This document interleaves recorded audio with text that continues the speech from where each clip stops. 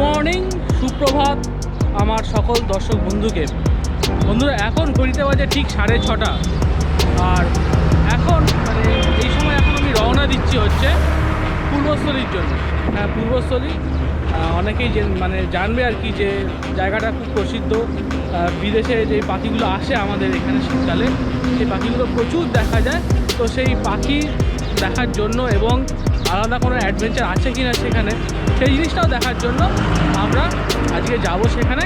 কিন্তু আমরা দুজন না, আরও দুজন আসছে, আমার দুই বন্ধু পিনাকি এবং রনিতা, এবং একই সঙ্গে আমরা যাব হচ্ছে পূর্বস্থলীতে। হ্যালো। হাই।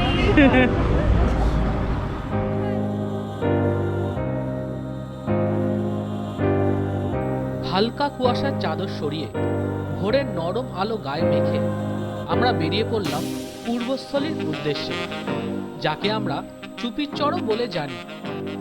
শীত পড়তে না পড়তেই এখানে ভিড় জমায় প্রায় ৭৩টি প্রজাতির পরিযায়ী পাখি।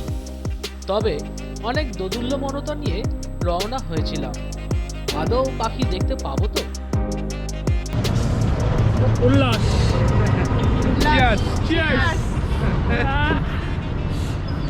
এটাই হচ্ছে মজা হাই রোডে, বুঝলেন তো?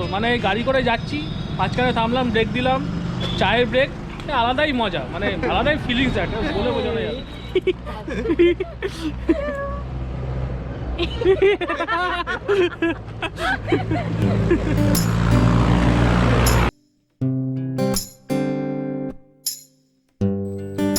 রাস্তায় একবার চা পানের বিরতি নিয়ে আবার চলা শুরু। কলকাতা থেকে পূর্বস্থলীর দূরত্ব প্রায় ১২১ কিলোমিটার। ট্রেনে যেতে সময় লাগে প্রায় ৩.৫ ঘন্টা। হাওড়া বা শিয়ালদা থেকে কাটোয়া লাইনের ট্রেনে পূর্বস্থলী স্টেশন। তারপর সেখান থেকে মাথাপিছু ২০ টাকা ভাড়া দিয়ে টোটো করে পৌঁছে যাওয়া যায় চুপির কাষ্ঠশালীর পাখিরালয়ে। আর গাড়িতে গেলে কলকাতা থেকে কল্যাণী এক্সপ্রেসওয়ে ধরে সরস্বতী ব্রিজ পার করে কালনা হয়ে সমুদ্রগড়ের পর পূর্বস্থলী স্টেশন। সেখান থেকে নানা অলিগলি, এই পাড়া সেই মহল্লা পেরিয়ে কাষ্ঠশালীর বাজার ও তারপরেই চুপির পাখিরালয়। তবে যাত্রাপথেই এমন সুন্দর শস্যের ক্ষেত দেখে নিজেকে আর ধরে রাখতে পারলাম না।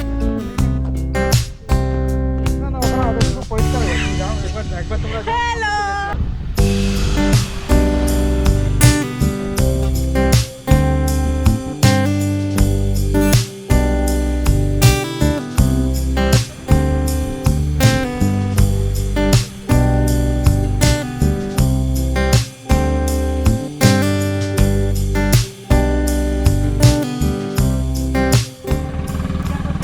তো এইখানে আপনাদের একটা কথা বলে রাখি, যদি আপনারা আসেন, শনিবার আসেন বা রোববার আসেন, আগে থেকে ফোন করে কিন্তু বোটের সঙ্গে কন্ট্যাক্ট করে নেবেন, কেননা এখানে প্রচণ্ড রাশ হচ্ছে। যদি আপনি ডিরেক্ট এখানে চলে আসেন আর যদি একটু বেলা হয়ে আসে, তবে কিন্তু আপনি বোট নাও পেতে পারেন। তো আমি বোটের নাম্বার আপনাদের সঙ্গে শেয়ার করে দেবো, সেখানে আপনি কন্ট্যাক্ট করে এখানে চলে আসবেন। পক্ষী শিকার করা যাবে না। ওই তো দাদা, আমাদের বোট আছে এখানে। ওই তো দাদা চলে আসছে। দেখুন প্রচণ্ড ভিড় আছে এইখানে, ঠিক আছে? এই জন্যই বললাম, যদি আপনারা আসেন আগের থেকে বোটের সঙ্গে কন্ট্যাক্ট করে তবেই আসবেন, নাহলে কিন্তু বোট পাওয়া খুবই অনিশ্চিত এখানে। কোনো ভয় নেই, মাঝামাঝি যাবেন, কিচ্ছু হবে না। মাঝামাঝি যাবেন, হ্যাঁ বাস, বসে হ্যাঁ,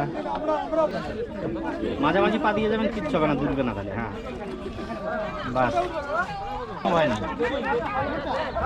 কোনো ভয় নেই, মাঝামাঝি যাবেন, কিচ্ছু হবে না। মাঝখান দিয়ে গেলে দুলবে না নৌকা।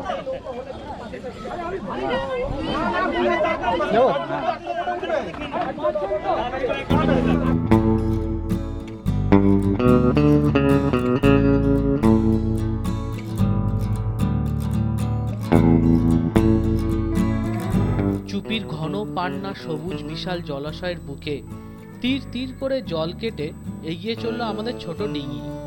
গভীরতা খুব বেশি নয়। জলের নিচে হাইড্রিলাদের কলোনি। কালো জলে শ্যাওলার মধ্য দিয়ে নৌকায় চেপে দেশ বিদেশ থেকে আসা বিভিন্ন ধরনের পাখি দেখতে কার না ভালো লাগে। তখনও মনে চলেছে চাপা উত্তেজনা। সুদূর সাইবেরিয়া, হিমালয়, অস্ট্রেলিয়া, ইউক্রেন, তিব্বত, কম্বোডিয়া থেকে আসা বিদেশি বন্ধুদের সঙ্গে দেখা হবে তো।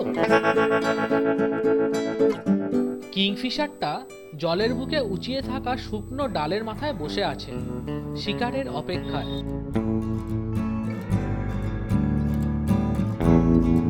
এরা হলো স্যান্ডপাইপার। এরা আসে মূলত উত্তর মধ্য আমেরিকা, ইউরেশিয়া ও অস্ট্রেলিয়া থেকে। এরা কাদা ও মাটি থেকে পোকামাকড় বেছে খায়। এখানে অনেক প্রজাতির আইবিস দেখা যায়: black headed ibis, straw necked ibis, white breasted ibis. এরা আসে অস্ট্রেলিয়া থেকে। এদের ঠোঁটটা কাস্তের মতো, বাংলায় এদের বলে কাস্তে চোরা।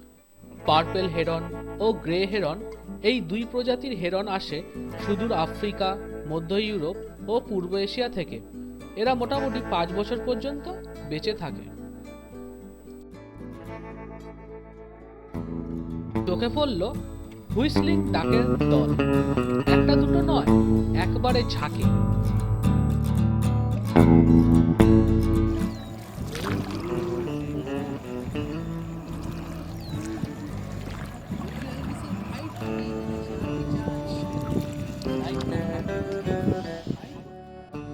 প্রায় 5 থেকে 6 প্রজাতির মাছরাঙা নজরে এলো। তাদের কড়া নজর স্বচ্ছ জলে মাছেদের আনাগোনার দিকে। নাগালে আসতেই ঝুপ করে ডুব দিয়ে মাছটি মুখ পুড়ে নেয়।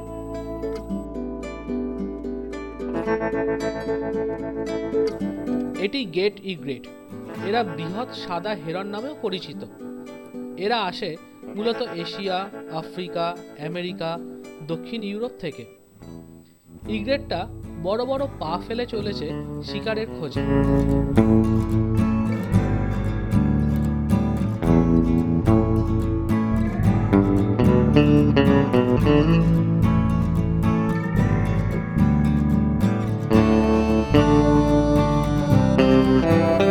এই পূর্বস্থলীর খ্যাতি তার রাঙামুড়ি হাঁসেদের জন্য। লালচুল রেড ক্রেস্টেড পোচার। বেশ অনেকটা দূরে যাওয়ার পর চোখে পড়ল সেই লালচুল রেড ক্রেস্টেড পোচার। এরা সংখ্যায় ছিল 4টি। একটু কাছে যেতেই ওরা ডানা ঝটপটিয়ে জল ভাঙল, আর ওদের পা থেকে টুপটাপ ঝরে পড়া জলের কণাগুলি বিলীন হলো সবুজ পান্ডে।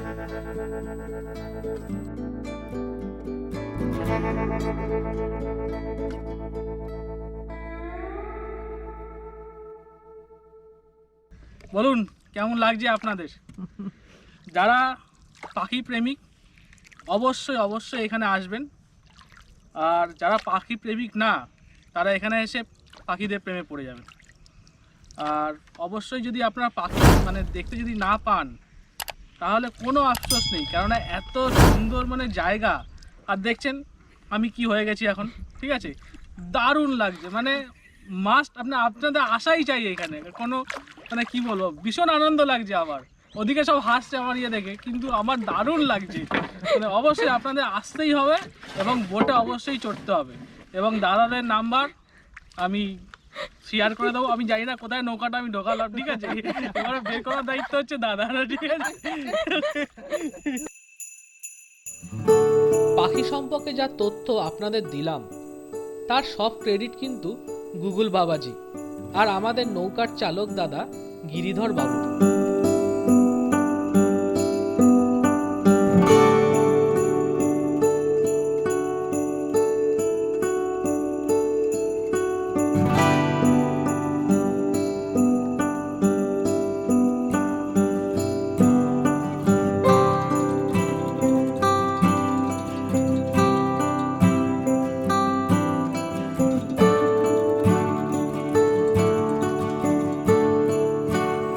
এবার আমাদের নৌকা এগিয়ে চলল গঙ্গার মূল স্রোতের দিকে, মানে যেখান থেকে ছাড়িগঙ্গা শুরু হয়েছে।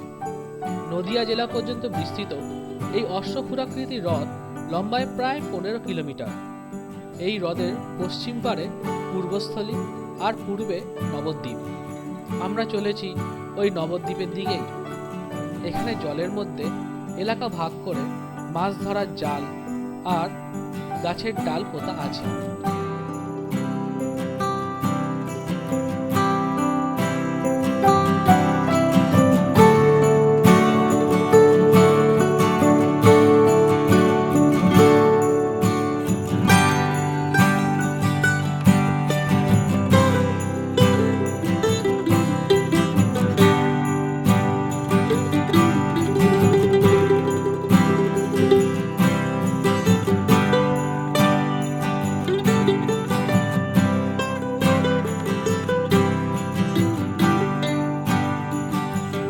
দুপাশে ঝুঁকে পড়া বেদবনকে সরিয়ে এগিয়ে গেলাম আমরা। অশ্বক্ষুর হ্রদকে গঙ্গার মূল প্রবাহের সঙ্গে যুক্ত করেছে এই সরু খালটি, যা আনুমানিক 5-6 কিলোমিটার দীর্ঘ একটা ক্ষীণ ধারা। এবার আমরা বর্ধমান জেলার জলসীমা পেরিয়ে নদিয়া জেলার জলসীমায় প্রবেশ করলাম। বর্ষাকালে এই স্থানটির কোনো অস্তিত্বই থাকে না।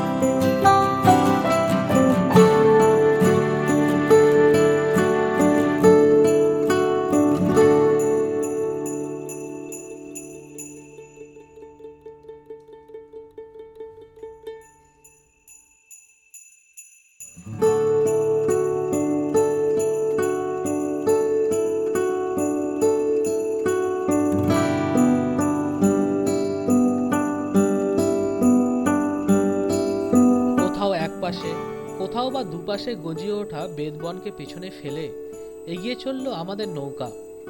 এই বেদবনের ভেতরেও আছে অসংখ্য পাখির বাস। তবে এখন এই বেদবন অনেকটাই কেটে পরিষ্কার করে দেয়া হয়েছে।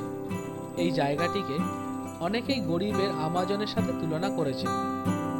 আমাজন কিনা জানি না, তবে জায়গাটা কিন্তু আমার বেশ মনে ধরেছে। এত শান্ত নিস্তব্ধ পরিবেশ, ঘাটের পাশে নৌকা বাঁধা, পাড়ে বসে অনেককে মাছ ধরতেও দেখলাম। শান্ত জলে পড়েছে বেদবনের ছায়া।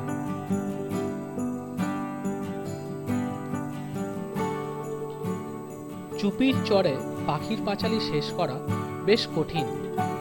নীল জলের ওপর আলপনার মতো ভাসমান জলজ উদ্ভিদ, মাছরাঙা চুপ করে বসে থাকা, পানকড়ি ঝুপ করে জলে ডুব দেয়া। মনে হয় এভাবেই ভেসে চলে যাই কোনো অচেনা দেশে। পাখিদের এই কাণ্ড কারখানাগুলো এখনো যেন বায়োস্কোপের মতো চোখের সামনে ভাসছে। এটি হলো মূল গঙ্গা। আমরা নবদ্বীপের দিকে না গিয়ে ফেরার পথ ধরলাম। রোদ্দুরের তেজ কমে এখন সূর্যের নরম আলো গায়ে মাখতে মাখতে ফেরার পথ ধরলাম।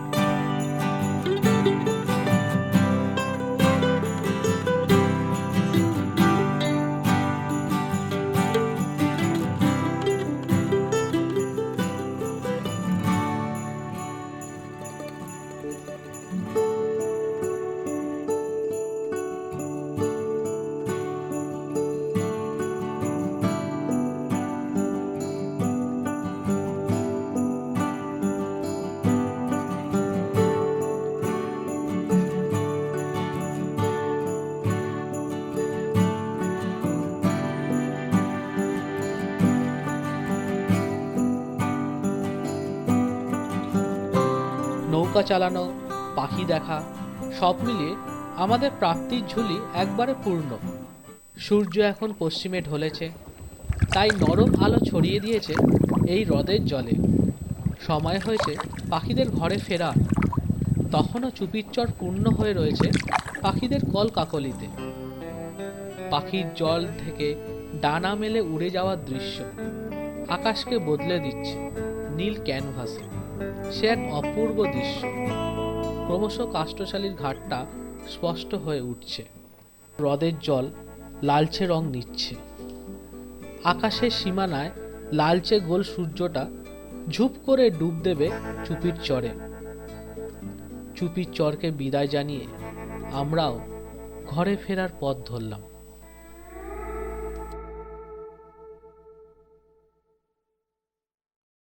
এই পূর্বস্থলীতে এসে আমাদের যে অভিজ্ঞতা হয়েছে, মানে এত সুন্দর ঘোরালো দাদার নাম হচ্ছে গিরিধর প্রামাণিক, খুব ভালো ঘুরিয়েছে। যদি আপনারা পূর্বস্থলীতে আসেন এবং নৌকায় চড়ে এই বিহারে যান, নৌকা বিহারে যান, তো অবশ্যই দাদার সঙ্গে যাবেন।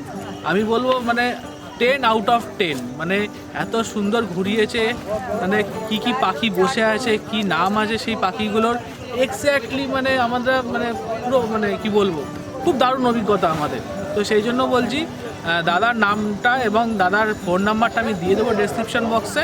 অবশ্যই আপনারা দাদার সঙ্গে যোগাযোগ করবেন এবং খুব ভালো অভিজ্ঞতা হবে, এটুকু বলতে পারি। আবার দেখা হচ্ছে আপনাদের সঙ্গে সামনের কোনো ব্লগে। ততদিন সবাই ভালো থাকবেন, সুস্থ থাকবেন। বাই।